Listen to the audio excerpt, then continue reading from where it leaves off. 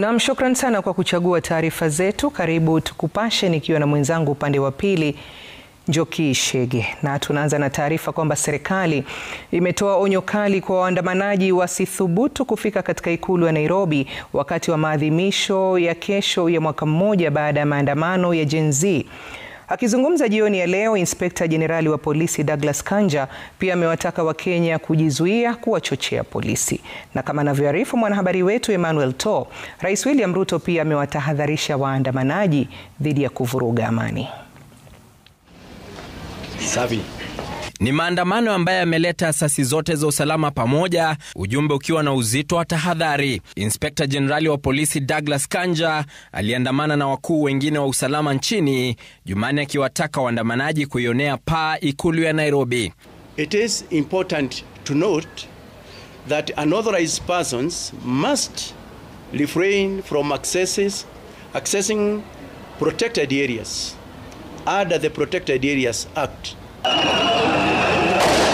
Maandamano ya Jumatano yameandaliwa chini ya kauli mbiu ya Occupy State House, waandamanaji wakipanga ratiba ambayo itakamilika na wao kufika katika ikulu ya Nairobi.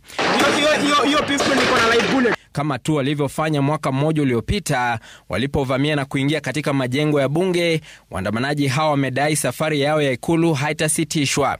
Kanja pia akiwatahadharisha waandamanaji dhidi ya kuwachokoza polisi, akisema wahuni watakabiliwa. The public is also urged to refrain from provocative acts directed to police officers in the execution of their duties. Kauli hiyo ya polisi pia imeshikiliwa na Rais William Ruto aliwataka Wakenya kuwaheshimu maafisa wa polisi. Nobody is above the law. None of us is above the law.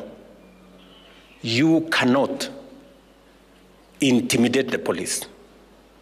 You cannot use force against the police or insult or threaten the police. It is only in Kenya where a citizen will say they will invade parliament, they will invade the judiciary, they will visit State House, and they still walk scot-free, not charged, and even when they are taken to court, Your Excellency, they will be released on, and they are told you can just go home for free. Rais alikuwa anazungumza katika hafla ya kupokea taji la ligi kuu ya mpira ya FKF katika ikulu ya Nairobi. Serikali imeweka mikakati kabambe kuzuia waandamanaji kuvuruga amani, mamia maafisa wa polisi wakitarajiwa kumwagwa mjini Nairobi na kote nchini kushika doria. Ni saa za kuhesabu tu kabla ya maandamano ya kuadhimisha mwaka mmoja wa maandamano ya Gen Z ya tarehe 25 mwezi Juni, huku macho yote sasa kielekezwa kwa maafisa wa polisi kuona kama watahakikisha kwamba maandamano hayo yatakosa vifo